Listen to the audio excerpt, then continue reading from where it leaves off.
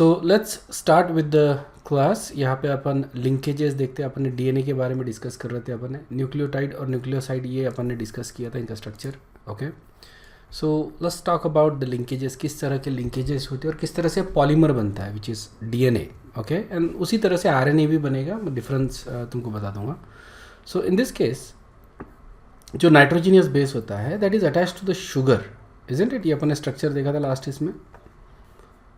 So if you remember this, okay, so N5 of this particular base is connected to 1' of glucose, okay, sorry not glucose, ribose, isn't it? Sugar का जो 1 carbon है उसके साथ ये connectivity है। और second, sugar का ही 5 is connected to phosphate, ठीक है। उसी तरह से जो नीचे से जो आएगा basically phosphate group, that will be connected to 3', इस तरह से, ठीक है। So this is going to be phosphate group basically again, और ये इस तरह से लिंकेज चलते रहेगा, शुगर फॉस्फेट 1 के ऊपर, ठीक है ना, मतलब शुगर के 5 और 3 के ऊपर फॉस्फेट ग्रुप रहेगा, ओके, और फॉस्फेट को शुगर कनेक्टेड रहेगा। तो ये इस तरह से लिंकेज बनेगा। You have a phosphate and then sugar and then phosphate, और यहाँ पे फिर से sugar, you can just go and then phosphate and then sugar, okay. अब शुगर का जो भी लिंकेज रहेगा that is going to be 5 on the top, okay. So ये 5 on the top and 3 at the bottom, ठीक है ना। 5 और 3 इस तरह से कनेक्टिविटी रहेगा, 5, 3, सो एंड सो फोर्थ। और फॉस्फेट को तो कोई नंबरिंग नहीं है basically, just connected to the oxygen of the phosphorus, ठीक है। So this is how the sugar and phosphate backbone is made. और यहाँ पे फिर then you gonna have sugar के ऊपर एट 1', ठीक है, there is going to be a nitrogenous base, okay. So ये नाइट्रोजन को कनेक्टेड रहेगा, one of the nitrogen, in case of adenine it is N9, उसको कनेक्टेड है, ओके। सो ये इस तरह से कनेक्टेड रहेगा, sorry not this one, that was a mistake, and then N and so on and so forth, understood है क्या। सो इस तरह से ये लिंकेजेस रहेंगे, 5 on the top, 3 on the, so sugar ही क्या कर रहा है, सभी को कनेक्ट कर रहा है, ओके। नीचे कनेक्ट कर रहा है फॉस्फोरस को, ऊपर कनेक्ट कर रहा है फॉस्फोरस को, और इधर नाइट्रोजन को कनेक्ट कर रहा है एट 1', ओके। और इससे जो लॉन्ग पॉलीमर अपने को बनता है उसको अपन बोलते हैं nucleic acid, that is the long polymer, okay. अगर लिखना है अपने को हॉरिजॉन्टली लिखना है तो 5' जो है वो अपन लेफ्ट में लिखते हैं और 3' अपन राइट में लिखते हैं शुगर को। Just have to write it horizontally. तो देखो, जैसे पूरा पॉलीमर का स्ट्रक्चर नहीं बनाना है अपने को, जस्ट पॉलीमर लिखना है, इजंट इट। कौन क्या क्या बेस पेयर्स है इस डीएनए में वो अपने को इंडिकेट करना है। उसके लिए we can just use single letter code for each of the nucleic acid, adenine, guanine, adenine, cytosine, guanine and thymine, okay. और लिखते समय 5' अपन लेफ्ट में लिखते और 3' अपन राइट में लिखते। This is basically a nucleic acid containing 4 nucleotides, that's it, ठीक है। इसमें शुगर और फॉस्फेट अपने को इंडिकेट करने की ज़रूरत नहीं है, because it is always there, it is common for DNA रहो या आरएनए रहो, okay, it is common, isn't it. सिर्फ शुगर में थोड़ा सा फ़र्क होता है बेसिकली, क्योंकि आरएनए में you have a ribose sugar और डीएनए में you have deoxyribose sugar, okay. Difference होता है तुम्हारे बेस पेयरिंग में, okay, and that is what we indicate, okay. So ये इस तरह से अपने को दिखेगा, this is the whole diagram of it. You can see that 5 and जो है अपन टॉप पे लिखते हैं, ओके, और 3' जो है या 3 एंड वो बॉटम में लिखते हैं। और अगर इसको मेरे को हॉरिजॉन्टली लिखना है तो ये इस साइड में आएगा, ये इस साइड में जाएगा, ओके। इसको इस तरह से अपन रोटेट कर रहे हैं बेसिकली। सो 5 एंड अपन हमेशा लेफ्ट में लिखते हैं और 3 एंड अपन हमेशा राइट में लिखते हैं, okay, 5' and 3'। And then you have sugar, okay. So यहाँ पे यू कैन राइट शुगर का ऊपर वाला एंड कौन सा रहेगा, okay, that is going to be connected to phosphate, isn't it. तो ये रहेगा 5', नीचे वाला रहेगा 3', okay, and this is going to be 1', okay. Then you have phosphate connected to it, then this is 5', 3', 1', okay, so on and so forth. तो इस तरह से ये लिंकेजेस रहेगा, you can clearly see it here, यहाँ पे तुम आराम से देख सकते हो इसको, ओके। 5' देखो यहाँ पे ये है, ओके, ये फॉस्फेट को कनेक्टेड रहेगा, दिखाया नहीं है। This is 1 prime which is connected to nitrogen of that is uracil, ठीक है, and this is then 3 prime which is connected to phosphate again, okay. फिर ये शुगर देखो फिर से 3 prime connected to phosphate, 1 prime connected to nitrogen, 5 prime connected to phosphate, 3 prime also connected to phosphate यहाँ पे, और 1 prime is connected to nitrogen. Same thing for this one also. So इस तरह से क्या हो रहा है कि एक ये जो ये है, ओके, इसका एक बैकबोन बन रहा है which is basically this, okay, और इसके ऊपर you have these base pairs, yeah, these are the base pairs। तो बेसिकली शुगर फॉस्फेट का एक बैकबोन बना है और उसके ऊपर ये बेस पेयर्स लगे हुए हैं, okay. So this is basically your 1 strand of DNA. ऐसा ही अलग स्ट्रैंड भी रहेगा, वो देखते हैं अपन, इसका डबल स्ट्रैंड होता है ना डीएनए, ओके, तो उसका डिस्टेंस, तो this is how 1 of the strand of DNA is actually look like. RNA है तो यही रहेगा। डिफरेंस क्या होता है आरएनए में, ओके, थायमिन की जगह यूरासिल आता है, ओके, एक बेस पेयर की जगह, जहाँ जहाँ थायमिन दिखेगा वहाँ दिस इज एक्चुअली यूरासिल यहाँ पे दिख रहा है तुमको। So that means this strand is basically an RNA strand, ठीक है ना। तो डीएनए में फिर यूरासिल की जगह थायमिन आएगा, और शुगर में फ़र्क होता है, ओके। आरएनए में राइबोस शुगर होता है, डीएनए में डीऑक्सीराइबोस शुगर होता है। Okay, so let's talk about DNA. DNA is a nucleic acid that contains genetic information. Okay, it is used for the development and functioning of almost all living organisms. Okay, कुछ living organisms में there is a RNA that actually is the genetic information. RNA he genetic information carry करता है. But other than that, in most complex organisms, it is the DNA. Okay, most bacteria, viruses, maybe काफ़ी viruses actually are RNA based viruses. Okay. But DNA is the primary thing. DNA carry करता है हमारा genetic information, okay. So genes जो होते हैं that is basically a segment on DNA that carry that genetic information. So genes तुमको मालूम होगा ना, genes are basically little segments on DNA that carry that information, okay. The gene can be long और short और it can be very it depends basically, okay, कौन सा gene क्या represent कर रहा है। Basically each segment would represent certain information, जैसे colour of your hair, colour of the skin, okay, texture of the skin, colour of your eye, okay, तुम्हारी height कितनी होगी, ग्रोथ कितनी होगी। So everything basically is indicated by a specific unit on the DNA, okay, जिसको अपन gene बोलते हैं, okay. DNA consist of 2 long polymeric unit, जिसको अपन क्या बोलते हैं, न्यूक्लियोटाइड्स। और सो इसीलिए अपन डीएनए को क्या बोल रहे हैं, पॉलीन्यूक्लियोटाइड, और आरएनए को भी पॉलीन्यूक्लियोटाइड बोलते हैं, okay. So these are nucleotides that are basically very long segments of this base pairs, okay. These are called as strands, और ये स्ट्रैंड्स मैं तुमको दिखा दूंगा थोड़ी देर में।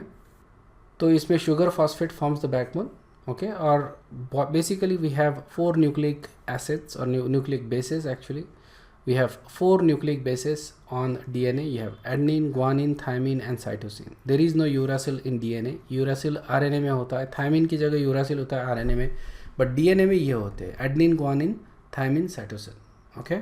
और इनके स्ट्रक्चर भी अपन ने देखे हैं, if you remember that, okay? एक बार इनके स्ट्रक्चर देख लो, yeah? So you have this purine bases, okay, bicyclic, adenine and guanine, and these are pyrimidine bases, cytosine, thymine and uracil. इनके स्ट्रक्चर थोड़ा ध्यान में रखना है तुमको, okay. These are unicyclic compounds, okay, pyrimidine, alright, purines and pyrimidines, yeah.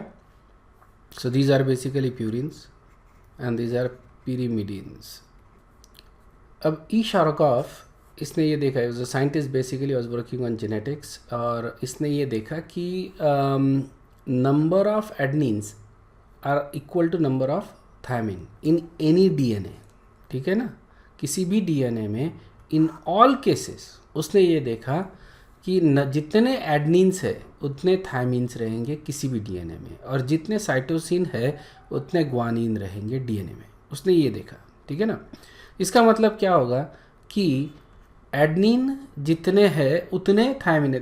एडनीन ये bind कर रहा है विथ थायमिन, और साइटोसिन ये बाइंड कर रहा है विद ग्वानिन ऑलवेज, इसमें कोई गलती नहीं होती है, ओके। सो जितने एडमिन रहेंगे एडनिन रहेंगे उतने ही थायमिन रहेंगे, जितने साइटोसिन है उतने ही ग्वानिन रहेंगे। देखो एडनिन और ग्वानिन ये प्यूरिन है, ओके, थायमिन एंड साइटोसिन ये पिरिमिडिन है। समझ में, ये ध्यान में रखना, okay. Adenine, guanine, cytosine and guanine, तो ये ध्यान में रखना है कि A always pair with T, C always pair with G, purine always pair with pyrimidine, के दोनों केसेस में, इजंट इट। सो दिस को अपन बोलते हैं शार्गॉफ्स रूल बेसिकली। ये रिमेंबर कि it's a Chargaff rule is regarding the base pairing, A always pair with T, C always pair with G, okay. So that is the Chargaff rule, okay. याद रखने के लिए eight जी सी ध्यान में रखना, eight जी सी, ठीक है ना। You can make whatever G C as some letter word, whatever you want make it basically, okay. So that is going to make you, so at GC means A pair with T, G pair with C. Chargaff rule also means that total number of purines are equal to total number of pyrimidines. Make sense? क्योंकि purine हमेशा pyridine के साथ और pyridine हमेशा purine के साथ pair हो रहा है, इसका मतलब दोनों का नंबर हमेशा सेम रहेगा, ओके। सो ये पेयरिंग हमेशा प्यूरिन टू pyrimidine या pyrimidine टू प्यूरिन ही होती है basically. But total number of adenine and thymine are not equal to total number of guanine and cytosine. Make sense? A always pair with T and G always pair with C, isn't it? ऐसी है ना। तो adenine जितने purine है, जैसे adenine and guanine, these are purine and these are pyrimidine. Okay, so number of purines are always going to be equal to number of pyrimidines, right? लेकिन number of these ATs is not going to be equal to number of GCs, ठीक है ना। मतलब हो सकता है कि ये ज़्यादा हो, ये कम हो, या फिर वैसा इट इज़ वेरी अनलाइकली कि दोनों का नंबर सेम आ रहा है, ओके। समझ में आ रहा है ना।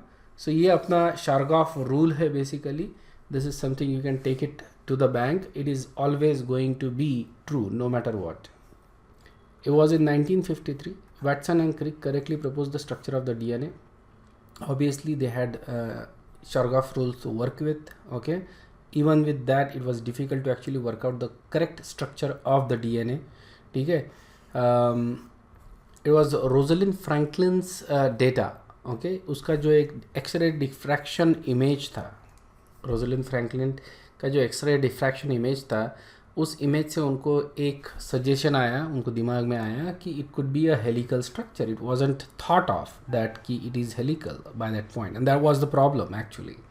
क्योंकि before that we were thinking maybe it is single strand, maybe it is double strand, maybe it is just like a staircase, something like that, okay. Maybe they just hadn't figured it out. लेकिन ये x ray diffraction image से ये clear हो गया कि it is a double strand and it is helical. ये clear हो गया। जब ये क्लियर हुआ so they were able to work it out, okay. It is been said कि अगर रोजलिन फ्रैंकलिन जिंदा होती, by the time they were nominated for Nobel prize, Watson and Crick को नॉमिनेट किया गया उस समय, उसके पहले ही मेरे ख्याल से 1 या 2 साल पहले रोजलिन फ्रैंकलिन की डेथ हो गई थी, okay. And she was very young actually, she was like 28 or so, okay. So she actually died, and because of that, she's not named into the Nobel, क्योंकि they have this certain rules Nobel committee के, तो that's the reason why. समझ में आया ना। Rosalind Franklin को Nobel prize नहीं मिला because she died a couple of years before that, okay. So there were these certain historical moments in life that cannot be changed. Yeah, some brilliant, some not so brilliant. So Rosalind Franklin's, this was sad basically. She would have been, it would have been brilliant to have, because by that time science में बहुत ज़्यादा लोगों को, specifically women में, core science में बहुत ज़्यादा woman scientist को नोबेल प्राइजेस नहीं मिले थे। मैरी क्यूरी को 2 नोबेल प्राइजेस मिले, right. But there aren't many women actually who got the Nobel Prize. She would have been phenomenal, okay. And she died so young actually, unexpectedly. I think she had some disease or something like that, kidney failure, something happened. I don't remember, but it was a sad story. Okay, DNA structure have a double helical structure, ठीक है। इस तरह का double helical structure होता है DNA का। DNA does not exist as a single molecule. It is always like that. Okay, always paired रहेगा. This is a single strand बोलते हैं अपन इसको, but the strand itself is a double helical structure. So इसमें जो double helical structure जो होता है DNA का, इसमें 2 right-handed helical chains होते हैं polynucleotide के. ठीक है ना, 2 strands है जिनको अपन twist कर रहे हैं, जैसे rope twist होता है ना, उस तरह से ये twist हो रहा है. The chain is coiled around the same axis. Okay, they share a same axis basically. The 2 strands are said to be anti-parallel. Anti-parallel का मतलब है एक इस डायरेक्शन में जा रहा है तो दूसरा उस डायरेक्शन में जा रहा है. Okay, so they always run from 5 to 3. So this is going to be 5 prime and this is going to be 3 prime. Then this is going to be 5 prime, so this is going to be 3 prime. Okay, they run in opposite direction. The 2 strands are said to be complementary to each other. क्यों complementary रहेगा? अगर एक strand पे adenine है तो दूसरे strand पे थायनिन रहेगा. ओके, एक स्ट्रैंड पे अगर साइटोसिन है तो दूसरे स्ट्रैंड पे ग्वानिन रहेगा. And this is always going to be true. इनका जो बेस पेयरिंग है, राइट, ये ई शार्गॉफ रूल ही फॉलो करता है ना, शार्गॉफ रूल की वजह से. So they always pair with in this particular manner. तो अगर मेरे को एक स्ट्रैंड के बेस पेयर्स मालूम हैं तो मेरे को दूसरे स्ट्रैंड के बेस पेयर्स भी मालूम है. ओके, so जैसे for example, let's say we have a strand and this is a 5 prime end, this is a 3 prime end. Okay, so we have different base pairs. इस तरह से अगर यहाँ पे एडनिन है, यहाँ पे ग्वानिन है, एडनिन, थायमिन, साइटोसिन, ये है, ठीक है ना, ग्वानिन. इस तरह से अगर बेस पेयर्स है तो दूसरा जो स्ट्रैंड रहेगा उसके ऊपर क्या बेस पेयर्स रहेंगे. तो इसका जो कॉम्प्लीमेंट्री स्ट्रैंड रहेगा तो एडनिन की जगह थायमिन. ओके, ग्वानिन ये रहेगा साइटोसिन, एडनिन फिर से थायमिन. थायमिन है तो यहाँ पे एडनिन रहेगा. ओके, साइटोसिन है तो यहाँ पे ग्वानिन रहेगा, ग्वानिन है तो साइटोसिन रहेगा. And they will always pair. समझ में आया ना. सो ये बॉन्ड रहेगी इनके बीच में, सॉरी, ये बॉन्ड रहेगी इनके बीच में, ये पेयर रहेगा. सो इस तरह का ये स्ट्रक्चर रहेगा. ये 5 प्राइम 3 प्राइम है तो ये रहेगा 5 प्राइम 3 प्राइम अपोजिट डायरेक्शन में. This is going in this direction, this is going in that direction. This strands are parallel but they are anti parallel. Opposite direction में रन कर रहे हैं इसलिए एंटी पैरेलल. बेस पेयर्स बराबर opposite रहते हैं. Okay, एक प्यूरिन तो एक पिरिमिडिन रहेगा हमेशा, इजंट इट. तो इसको अपन बोलते हैं कॉम्प्लीमेंट्री स्ट्रैंड्स. क्लियर है क्या? So this is how the DNA looks like. Beautiful masterpiece actually, masterpiece of the nature, जिसके ऊपर पूरा nature depend करता है. All life forms actually depends on this particular strand of information, isn't it? And it's phenomenal. I don't care if you're doing engineering or obviously medical वालों को you have to know, isn't it? But I really don't care if you're doing engineering. You should definitely read everything to read about DNA. It's phenomenal. It's amazing. Okay. What happens at the molecular level, what happens and how it happens, it's just phenomenal. और जितना ज़्यादा तुम पढ़ोगे उतना ज़्यादा confused हो जाओगे कि how in the hell this happens. Okay, we don't know.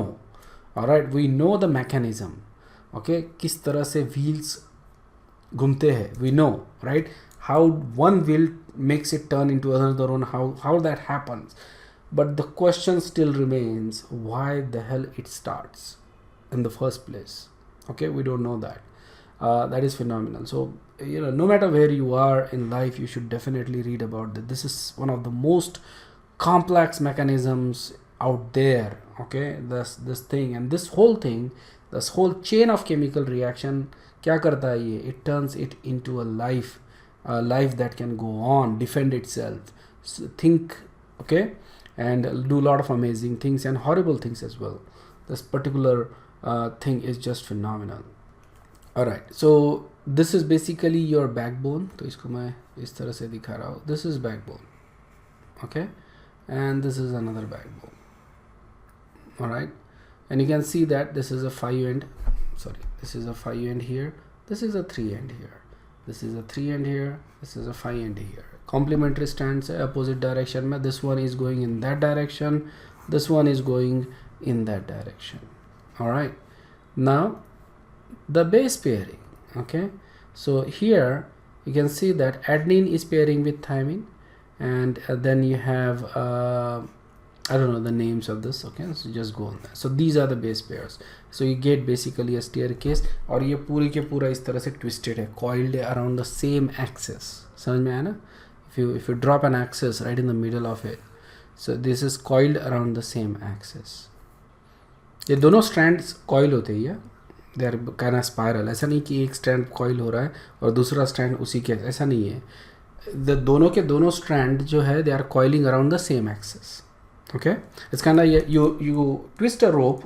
जैसे तुमने क्या किया, दो रस्सियाँ ली, दोनों को ट्विस्ट किया, ओके, एंड देन दोनों को जैसे कोई बार है और दोनों को इस तरह से कॉइल बना रहे हो, okay. So that's the DNA molecule, okay, है ना. नोबेल प्राइज इतने आसानी से थोड़ी मिलता है. You to be absolutely perfect about whatever you are giving is just phenomenal. उन्होंने जो डिस्कवरी किया वाटसन एंड क्रिक ने, it was phenomenal obviously. Okay, base pairing के बारे में जान लो. Basically you have 2 strands of DNA, okay. Adenine always pairs with thymine, और ये हमेशा दिख रहा है डबल बॉन्ड बना रहा है. हाइड्रोजन बॉन्ड्स है between oxygen and hydrogen, nitrogen and hydrogen. There are hydrogen bonds. यहाँ पे 2 हाइड्रोजन बॉन्ड होते हैं एडनिन एंड ग्वानिन के, एडनिन एंड थायमिन के बीच में, ओके. ये ध्यान में रखना है तुमको कि डबल बॉन्ड होते हैं. तुमको एडनिन का और थायमिन का स्ट्रक्चर भी ध्यान में रखना है, ठीक है. Bicyclic pairs with monocyclic, okay. उसी तरह से ग्वानिन और साइटोसिन ये ट्रिपल बॉन्ड बनाता है, 1 2 3, ओके. सो मेरे ख्याल से इसीलिए ये कभी उल्टा नहीं होता. ऐसा नहीं होता कि एडनिन ने ग्वानिन से ये कर लिया, because it probably doesn't match the length जो होते हैं ना. जैसे ट्रिपल बॉन्ड बनाना है तो ये मैच भी होने चाहिए एग्जैक्टली उसी लाइन में आने चाहिए, and it has to be exactly equal distance. That is the idea. थोड़ा भी ऊपर नीचे नहीं चलता है. अगर 2 है तो again it will not match, okay. So it has to make a triple bond. So guanine can only couple with cytosine and adenine can only couple with thymine in this particular case. Okay, let's talk about genetic code. Genome जो होता है organism का वो DNA में ही होता है. पूरा genome उसमें कोडेड होता है. एवरीथिंग अबाउट अ पर्सन और दैट ऑर्गेनिज्म ये उसके डीएनए में एनकोडेड होता है, ओके. जैसे फॉर एग्जांपल तुम्हारे कंप्यूटर क्या है या तुम्हारे फ़ोन में क्या है, ओके. किस तरह का ऑपरेटिंग सिस्टम है, किस तरह के पिक्चर्स तुम ये कर सकते हो, क्या स्टोर कर सकते हो, क्या कर सकते हो, कौन से ऐप्स डाउनलोड कर सकते हो, उसके ऊपर किस तरह का ऑपरेशन कर सकते हो, इज़न्ट इट. ये सारी चीज़ें जो है ये तुम्हारे कंप्यूटर या फ़ोन में बाइनरी कोड में लिखा गया प्रोग्राम से, okay. So everything about your phone और computer is inscribed in the hard disk of your phone and laptop, isn't it. उसी तरह से यहाँ पे भी वो पूरा बाइनरी कोड में ही है basically, if you think about it, okay. कुछ वायरसेस जो होते हैं सिर्फ उनमें जो जीनोम होता है that is RNA, okay. Other than that most organism have DNA as a code. Then we have genes basically on this DNA. These are the specific codes. एक specific code होते हैं जो specific प्रोटीन के लिए अपन use करते हैं for the synthesis of specific protein. उनको अपन बोलते हैं जीन, alright. ये जीन एक्सप्रेस होते हैं basically. Not all the genes are expressed. जो एक्सप्रेस होना चाहिए वही एक्सप्रेस होते हैं basically. This is phenomenal again. There are also dominant genes and recessive genes. जो डोमिनेंट जीन होता है वो एक्सप्रेस होता है, जो रेसेसिव जीन होता है वो एक्सप्रेस नहीं होता, ओके. तो बेसिकली ये जीन्स का काम क्या है, okay. I mean it doesn't do anything basically. Genes का क्या होता है, डीएनए पे जीन्स प्रेजेंट है, okay. And this genes are basically the sequence of nucleotides, okay. And sequence of this base pairs, nucleotides तो ही उसमें. अब what does it do, it basically makes proteins, ठीक है. जीन्स का एक ही काम है, टू मेक प्रोटीन्स. और इन्हीं प्रोटीन से हमारा पूरा जो बायोलॉजी है और फिजियोलॉजी है ये चलता है basically, from those protein itself, nothing else, ठीक है ना. And this are all just set of chemical reaction that turns non living things into living things basically, ठीक है ना, because of this particular reaction sequences. Each protein coding gene from DNA is transcribed into a single strand of mRNA, ठीक है. तो जो भी gene है ये एक्सप्रेस होना है, फॉर एग्जांपल तो उससे क्या किया जाएगा, उससे सबसे पहले तो मैसेंजर आरएनए बनाया जाएगा। सो होता क्या है, जैसे ये सेल है फॉर एग्जांपल, और इसमें ये न्यूक्लियस है, ठीक है, and then in the nucleus you have this DNA, ठीक है। और ये सेल से कुछ करवाना है आपने को, मे बी डिवाइड करवाना है, मे बी ग्रोथ करवाना है, मे बी एक पर्टिकुलर टाइप का एंजाइम बनवाना है इस सेल से। तो ये कंट्रोल कौन करेगा, न्यूक्लियस करेगा, इजंट इट। एक पर्टिकुलर टाइप का प्रोटीन बनवाना है इससे मान लो। लेकिन इन्फॉर्मेशन बाहर कैसे जाएगी, तो इन्फॉर्मेशन बाहर भेजने के लिए क्या किया जाता है कि सबसे पहले जो डीएनए है उसको कॉपी किया जाता है in the form of RNA. कौन सा आरएनए बनाएंगे पहले, mRNA, मैसेंजर आरएनए। डीएनए बहुत बड़ा है, वो बाहर नहीं जा सकता, okay, it's too big actually, it's too complicated. और ये तो सिंगल स्ट्रैंड डीएनए तो इतना लंबा होता है basically, and it is been said, I don't know if this is true और नॉट, लेकिन एक सेल्स के सारे DNA, we have 23 chromosomes, okay, अगर मैं उनको अनरावल करूँ और इनको एंड टू एंड टाई करूँ, आई कैन एक्चुअली रीच मून। समझ में आया ना, चांद पे जा सकता हूँ मैं इस रस्सी से। तो क्या करना है मेरे को, सारे डीएनए अनरावल करना है मेरे सेल की जो क्रोमोसोम्स है उसमें के 23 क्रोमोसोम्स, मतलब 46 pairs basic, 46 DNA basically 46 chromosomes, okay, 23 pairs, इनको अनरावल करो, एंड टू एंड लगा दो, तो I can actually reach moon. समझ में आया ना। So that's how long this is, it's very, so एक कॉइल्ड होता है, सुपर कॉइल्ड होता है बेसिकली, एक्सट्रीमली कॉम्पैक्ट फॉर्म में इसको रखा जाता है in the cells when it is not using the DNA, when it is not dividing, okay. और जब काम लगता है तो इसको बराबर वही पोर्शन अनरावल किया जाता है, इसको स्पूलिंग बोलते हैं बेसिकली, इसको अनरावल किया जाता है उतना ही पोर्शन, और उतना ही पोर्शन फिर क्या करते हैं mRNA में उसको ट्रांसक्राइब करते हैं। इस प्रोसेस को अपन बोलते हैं ट्रांसक्रिप्शन। अब ये mRNA बन गया, मतलब इसके पास डीएनए की इन्फॉर्मेशन इसके पास आ गई, ठीक है ना। ये जैसे ऑफिस में अगर काम करते हैं तो ये जैसे हो गया ऑफिस टू ऑफिस मेल भेजना, ठीक है ना, चिट्ठी भेजते हैं या कोई मेल या कोई मेमो भेजते हैं, ठीक है ना, ऑफिस के लोगों के लिए। तो ये हेड ऑफिस से एक मेमो आ गया समझ लो, ठीक है ना, अच्छा चलो ये प्रोटीन बनाना है अभी, काम चालू कर दो। तो ये फिर ये mRNA जो है वो बाहर निकल जाएगा, ओके, और ये बाहर आ गया। अब इसको जहाँ पे भी जाना है बेसिकली, तो ये वहाँ पे जाएगा, सबसे पहले जाएगा राइबोसोम्स के पास, और राइबोसोम में ये प्रोटीन सिंथेसिस चालू करेगा। तो इसके पास जो इन्फॉर्मेशन आई है डीएनए से, उसका ये प्रोटीन बनाएगा। राइबोसोम्स में प्रोटीन सिंथेसिस चलता है बेसिकली, और अब ये तुम्हारा प्रोटीन भी बन गया। अब ये प्रोटीन एक्सप्रेस हो गया, जितने प्रोटीन्स बनाने हैं उतने सारे कॉपीज़ इसके पास ऑलरेडी इन्फॉर्मेशन होती है, ओके, सारी इन्फॉर्मेशन लिखती है, यहाँ पे गलतियाँ बिल्कुल नहीं होती, ठीक है, क्योंकि गलती बोले तो मौत वाला सिचुएशन है यहाँ पे, there is no mistake done. तो प्रोटीन बन गया। अब ये प्रोटीन एक्सप्रेस होगा और इसका जो भी स्पेसिफिक फंक्शन है, maybe as a enzyme, maybe as some other thing, तो ये उसके जैसा ये काम करना चालू कर देगा protein, okay. That's how the cell will actually survive. अगर ये सेल सर्वाइव कर लेता है तो बाकी के सेल्स भी सर्वाइव करेंगे और हम भी सर्वाइव करेंगे, okay. So it is basically जो चल रहा है everything, that is to keep alive every single cell in your body so that you can live, ठीक है। that's how the mechanism actually work, it's a chain reaction from cell to cell, ठीक है। होता क्या है, जब transcription होता है तो डीएनए में तो टी है, ओके, और आरएनए में टी नहीं हो सकता, तो उसको यू से रिप्लेस किया जाता है, ओके। टी को यू से रिप्लेस किया गया, मतलब डीएनए का जो टी था उसके जगह क्या आ जाएगा, यू हो जाएगा। सो बेसिकली जैसे ये है ATUC, इस तरह से मैं लिख रहा हूँ, ये डीएनए।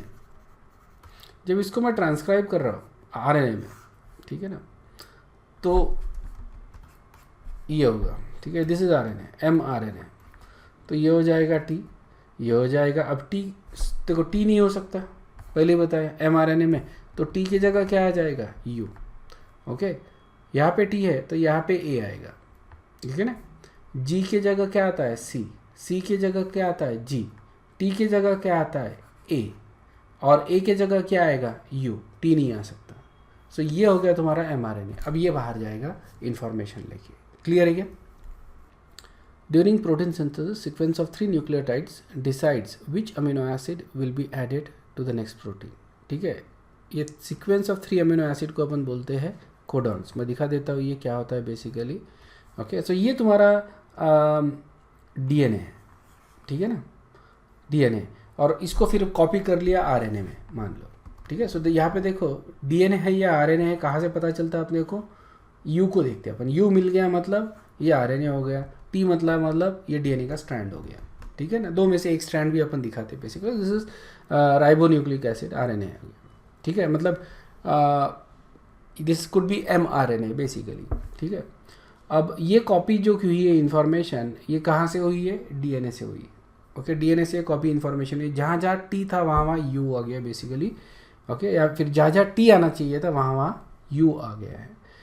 तो पहले जो 3 कोड है, it will basically be the first codon, then second codon, so on and so forth. तो यू कैन सी दैट ये ए सी जी जो दिख रहा है तुमको यहाँ पे, these are basically the this thing, ठीक है ना। कोड्स है 3 letter code, each 3 letter code indicates 1 amino acid, समझ में आया, okay. There are codes for start, okay. So जैसे ये इस तरह से आ रहा है, ठीक है ना। तो this is the front end, यहाँ से प्रोटीन सिंथेसिस शुरू हो रहा है। तो पहला कोड जो रहेगा AUG, that is basically a start code. तो ये जब राइबोसोम में जाएगा, ठीक है ना, समझ में आया ना, जब राइबोसोम में घुसेगा ये, तो ये लिटरली जाता है उसमें, there is a hole basically जिसमें से ये जाता है। इट्स काइंड ऑफ लाइक वो फैक्ट्री जैसे ही है basically, it's a machinery basically. एक एंड से जाता है, उधर से फिर दूसरा अमीनो एसिड आता है, प्लग इन होते जाता है एक एक करके, ठीक है। और तुम्हारा अमीनो एसिड का चेन पॉलीपेप्टाइड में कन्वर्ट होता है, पॉलीपेप्टाइड बिकम्स अ प्रोटीन, और ये फिर निकल जाता है। इसका काम हो गया तो ये डिस्ट्रॉय भी हो जाएगा, इसको खाने वाले एंजाइम भी बैठे रहते हैं वहाँ पे। सो इट्स जस्ट फिनोमेनन, इससे पूरा इकोसिस्टम होता है सेल के अंदर। एक छोटे से सेल के अंदर there is a entire ecosystem of harvesting every single thing, doing every single thing independently without any external force. That is the thing, this force many people think is something that we can understand. So पहला code हो गया start आया, जैसे ये start आया उसके बाद फिर ये start with amino acid, okay. This is 1 amino acid, second, third, fourth, fifth, इस तरह से ये अमीनो एसिड क्या होते जाएंगे, लगते जाएंगे, ऑलराइट। हर बार अमीनो एसिड लगते भी है, उसको वेरीफाई भी किया जाता है, रीवेरीफाई किया जाता है बनने के बाद। मतलब क्या हो रहा है कि अमीनो एसिड आ रहे, लग रहे, कहना लाइक असेंबली, टुक 1 लगा आगे गया, दूसरा लगा आगे गया, फिर तीसरा लगा आगे गया। तो इस तरह से ये चेन बनते जा रही है अमीनो एसिड की, ठीक है। हर बार इनको वेरीफाई कर रहा है, और एक बार पूरा बन जाता है अमीनो एसिड की चेन, मतलब पूरा प्रोटीन बन गया अपना। उसके बाद फिर इसको रीवेरीफाई कर दिया, कहीं गलती तो नहीं हुआ। जैसे ही पता चलता है एक अमीनो एसिड की जगह गलती हुई, there is no margin of error, ध्यान में रखना, there is absolutely no margin of error. जैसे ही पता चल गया कि ये कहीं ना कहीं एक अमीनो एसिड गड़बड़ हो गया, तुरंत में उसको डाल दिया, इंसिनरेटर में डाल देते, उसको जला देते वैसे, मतलब कि एंजाइम्स रहते हैं जो इसको डाइजेस्ट कर लेंगे, ख़त्म कर देंगे उसको, okay. This is done basically. या फिर उसको हो सकता है रेक्टिफाई कर ले basically, okay, they can rectify the mistake, ये भी कर सकते हैं वो, उसको करेक्ट कर सकते हैं, ठीक है। And everything is designed like it is been designed perfectly basically, there is no margin of error, इस तरह से है पूरा सिस्टम।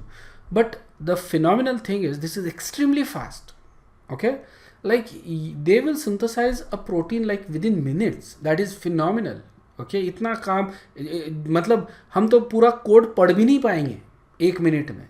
अगर प्रोटीन दे दिया ना अपने को, अपन बिना मिस्टेक किए हम ये कोड पढ़ भी नहीं पाएंगे 1 मिनट में। We won't even be able to read it, उतने रैपिडली ये प्रोटीन्स स्पिट आउट करते हैं, सिंथेसाइज करते हैं। This is phenomenal, all right. It happens at a extremely fast rate, and without mistake, okay. And with verifying, re-verifying, and everything in just few minutes, you get a protein out of it. Okay, this is just phenomenal, all right. Then there are stop codons. At the end, क्या रहेगा? Stop codon रहेगा, UAG, that is a stop codon, ठीक है। Stop codon काफ़ी सारे दे दिए हैं, 3-4 मेरे ख्याल से स्टॉप कोडान होते हैं। I think these are the stop codons, 3 तो एटलीस्ट है ही है, ओके। स्टॉप, और इसके बाद फॉलो भी होते हैं वो, ओके। उसके बाद ये फॉलो भी होते हैं स्टॉप कोडान, मतलब जस्ट एक नहीं रहेगा, मतलब इट्स कैन स्टॉप स्टॉप, अरे बताया ना स्टॉप करके, तो that's why there are multiple stops basically, ठीक है। स्टार्ट नहीं हुआ तो चलेगा बेसिकली एक बार, ठीक है। स्टार्ट नहीं हुआ, अगर ये अमीनो एसिड का ये सीक्वेंस नहीं आया तो प्रोटीन सिंथेसिस स्टार्ट ही नहीं होगा, एंड दैट इज़ ओके, ठीक है, लेकिन एक बार चालू हो रहा है, ख़त्म भी हो गया है, लेकिन जब ख़त्म होने पे रुक नहीं रहा है तो रोकना ज़रूरी है। फिर इतनी मेहनत की तो फिर पूरी मेहनत पानी में जाएगा, इसलिए स्टॉप स्टॉप स्टॉप ये आएगा basically. Okay, and it basically stops at the first I guess, but just as a backup plan करके there are multiple stop codons. समझ में आए? Otherwise it will probably does it won't, जैसे मैंने बताया always a backup plan in living life. There is a backup plan, हमारे पास नहीं होता है लेकिन हमारे बॉडी के पास there is always a backup plan. Mutations are changes in genomic sequences. Okay, mutations ये नेचुरल होते हैं basically. It could be cause by radiation, it could be cause by some viruses और सम केमिकल्स। कुछ chemical जैसे organic chemistry में तुमको काफ़ी बार बताते रहता हूँ कि जैसे chloroform for example, it's a mutagenic chemical, है ना। इसकी वजह से म्यूटेशंस हो सकते हैं, मतलब इसकी वजह से कैंसर हो सकता है, कार्सिनोजेनिक बोलते हैं जिसको अपन। ओके, बट इन जनरल अपन क्या बोल रहे हैं कि दीज आर म्यूटेजेनिक केमिकल्स। ओके, तो this can actually happen changes in genomic sequence, मतलब जहाँ पे टी आना चाहिए था वहाँ पे कोई दूसरा आ गया। ओके, जी आ गया, टी की जगह जी आ गया, so that is going to be incorrect. Alright, ये हो गया तुम्हारा म्यूटेशन। एक सीक्वेंस चेंज हो जाता है, एक न्यूक्लिक एसिड की जगह दूसरा न्यूक्लिक एसिड आ गया तो हो गया म्यूटेशन, हो गया। ठीक है ना। सो डीएनए रेप्लिकेशन या आरएनए ट्रांसक्रिप्शन, डीएनए जब रेप्लिकेट करता है खुद को, ओके, जब सेल डिवीजन होता है तो खुद को डिवाइड करता है, रेप्लिकेट करता है। या फिर ट्रांसक्रिप्शन मतलब डीएनए टू एमआरएनए जो इंफॉर्मेशन ट्रांसक्राइब की जाती है, उस केस में कोई ना कोई गलती हो जाती है, एक आधा अमीनो एसिड गलती से फिट हो जाता है, and that is basically mutation. That could be basically because of these things. Okay, sometimes mutation can be spontaneous, natural होता है without any reason. Okay, and this is basically one of those things where the nature is kind of trying and testing. जैसे तुम्हारे exams में होते हैं ना, JW की exam या नीट के एग्जाम्स में एक आध दो क्वेश्चन बफ क्वेश्चंस होते हैं बेसिकली। ठीक है, तुमको पता भी नहीं चलेगा, ये होते हैं टेस्ट वाले क्वेश्चंस। ओके, इनका एक्चुअल एग्जाम से कोई लेन देन नहीं होता है। ठीक है, ये क्वेश्चंस के डेटाबेस बनाते जाते हैं, डेटा मतलब उसमें ऐड किया जाता है ना, जो जिनका डेटाबेस होता है उसमें नए नए क्वेश्चंस ऐड करते हैं, और इसमें से ये जो क्वेश्चन है वो स्प्रेड कर देंगे सारे स्टूडेंट्स में, एक एक दो दो क्वेश्चन सबको दे देंगे। ठीक है, and then you solve that. तुमको मालूम नहीं है, तुमको लगता है कि रियल क्वेश्चन है, but is actually a fake question. Fake question मतलब इट्स अ टेस्ट क्वेश्चन। और फिर ये जो क्वेश्चन सेट जो डेटा आता है वो एनालाइज किया जाता है कि स्टूडेंट्स ये क्वेश्चन सॉल्व कर सकते हैं, नहीं कर सकते, ये क्वेश्चन अपन ने डेटाबेस में एक्चुअली में ऐड करना चाहिए या नहीं करना चाहिए। समझ में आया ना। तो टेस्ट की तरह ये किया जाता है। तो उसी तरह से म्यूटेशंस भी इसी तरह से चलते रहते हैं, रैंडम म्यूटेशंस चलते हैं। जो बेनिफिशियल म्यूटेशंस है वो ऑब्वियसली हम प्रोपोगेट करेंगे टू द नेक्स्ट जनरेशन, जो नहीं है वो नहीं होता है। समझ में आया ना। So it is possible that these are without any reason, maybe just like a test mutations होते हैं, उस तरह से भी किए जा सकते हैं by nature itself. That's why this mechanism is there to make a mistake at certain intervals. गलती होती है तो जाके कुछ ना कुछ सुधार आ सकता है, और ये सुधार ही आगे जाएगा, and that's how we actually became us. Okay, यहाँ तक अपन ने एवोल्यूशन किया because of that particular thing, okay, by making mistakes. Alright, mutations can result in altered amino acid sequence in proteins, and this can lead to altered protein function। समझ में है ना। क्या हो रहा है कि डीएनए में म्यूटेशन आया, सीक्वेंस चेंज हो गया, वहाँ का सीक्वेंस चेंज हो गया मतलब आरएनए का सीक्वेंस चेंज हो गया, आरएनए का सीक्वेंस चेंज हो गया मतलब प्रोटीन में अमीनो एसिड का सीक्वेंस चेंज हो गया, तो प्रोटीन में गड़बड़ी आ जाएगी, इजंट इट। तो डीएनए का इफेक्ट कहीं पे हो रहा है? डायरेक्ट प्रोटीन के ऊपर डायरेक्ट इफेक्ट हो रहा है। सो प्रोटीन माल फंक्शन करेगा, उसकी वजह से सेल में माल फंक्शन होगा, उसके वजह से ऑर्गेनिज्म में माल फंक्शन होगा। समझ में आएगा। Some of the mutations can be inherited, genetic होते हैं। जो जेनेटिक म्यूटेशंस है वो नेक्स्ट जनरेशन को पास ऑन होते हैं। In many cases these are harmless mutations होते हैं। Most of the mutations are harmless. कुछ म्यूटेशंस जो होते हैं वो हार्मफुल होते हैं। Okay, they can cause some pathological conditions, कुछ मेडिकल कंडीशंस क्रिएट कर सकते हैं, जेनेटिक डिसऑर्डर्स क्रिएट कर सकते हैं। Okay, so that is basically about biomolecules chapter. यहाँ पे अपना बायोमोलिक्यूल्स ये चैप्टर ख़त्म हो जाता है। ओके, तो यहाँ पे अभी अपन रुकते हैं, यहाँ पे अपना चैप्टर ख़त्म हो चुका है। ओके, अपन नेक्स्ट चैप्टर पॉलीमर स्टार्ट करेंगे नेक्स्ट क्लास में। Okay, thank you very much, bye bye.